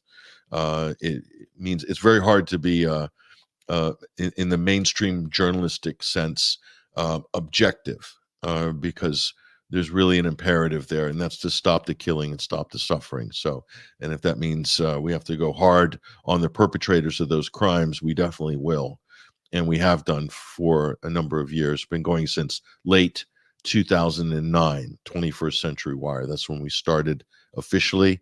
So if you want to support us, just know that we've been around, and we're going to stay around as well. And our offerings are going to get better.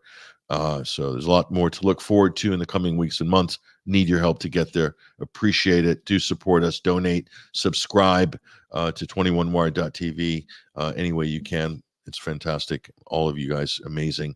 We'll probably read out some of the names of some of our donors, our regulars, next week or the week after. But listen, that's all we got time for, folks. So we're going to wrap it up. Again, thank you to Hesher, Bryan McClain, Basil Valentine. Appreciate you guys. This has been a great session and great live stream numbers. We've been getting consistently over 3,000 on the live stream, 2.8, up more than 3. I think last week we had well over 3,000 on X viewing us on the live stream. So really happy about those numbers, and do share this, retweet, share. We got to beat the algorithms. I'm very much throttled and suppressed, at least on that platform, but with your help to share the content and to help us like, share, etc. That's one way we can beat the suppression of the algorithm. But that's it, ladies and gentlemen. That's the show. It's been a great Sunday Wire today. Again, we'll have some new surprises for you in the coming weeks, so keep an eye out for that. Again, I'm Patrick Henningsen, your host. You guys, amazing. Hope you guys have a great, whatever's left of your weekend. I hope it's great. And some of you, I'll see you tomorrow at TNTradio.live. The Patrick Henningsen Show, 4 p.m. to 6 p.m. Eastern Standard Time, 9 to 11 p.m. UK time. We're gonna have a couple of fantastic guests, including, I don't want to mention any names, but someone who's very big on this platform as well in certain circles.